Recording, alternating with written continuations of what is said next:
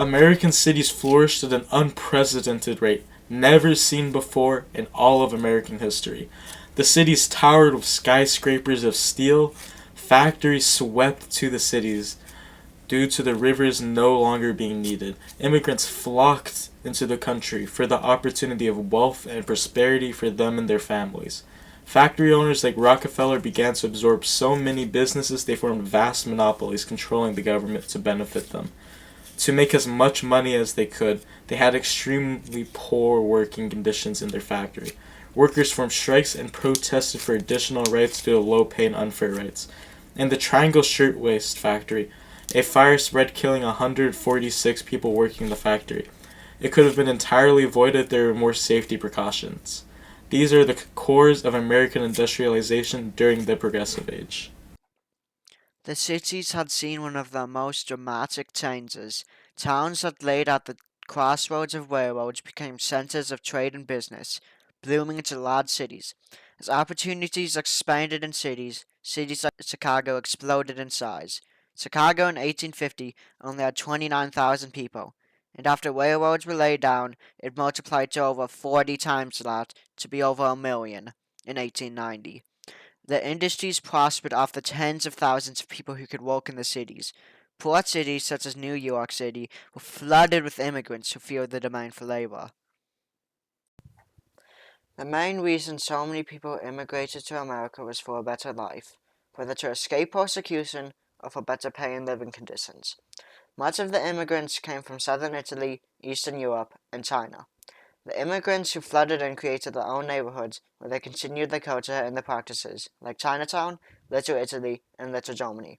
The explosive increase in the number of people caused cities to jump in population, the majority of which had factories to work in which many immigrants began to work at. Most of the factories began taking advantage of the workers, putting them into horrible working conditions with barely enough pay to get by. Due to this, many workers later joined strikes against the factories and the owners, demanding better pay and working conditions. Despite so many workers striking the factories, barely ever agreed to change anything if at all.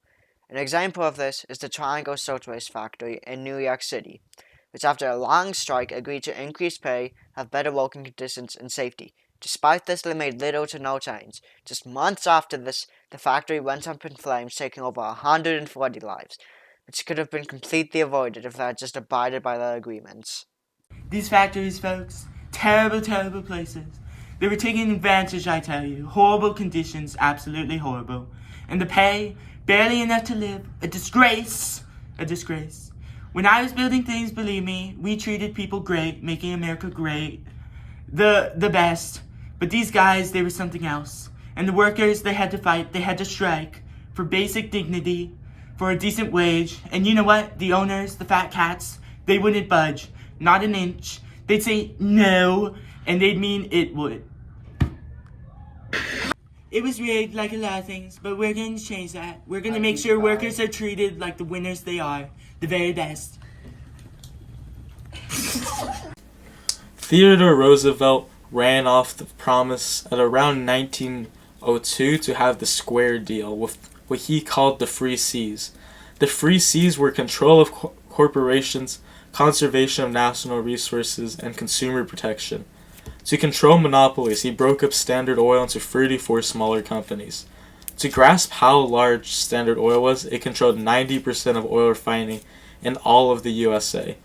Not only was Standard Oil gigantic, it used predatory pricing and undercut its competitors temporarily, but the competitor went out of business to become the only one in the industry. He separated with the treasury, the good and the bad. If a trust competed fairly, treated worker decently, and was not predatory in business, he would leave it alone and monitor from afar.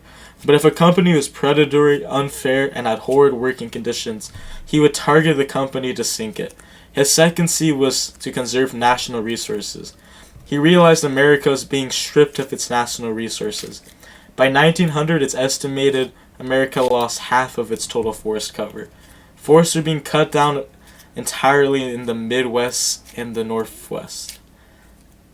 Wildlife was being almost entirely eliminated. The bison population went from around 300 million to as few as 1,000 in 1800.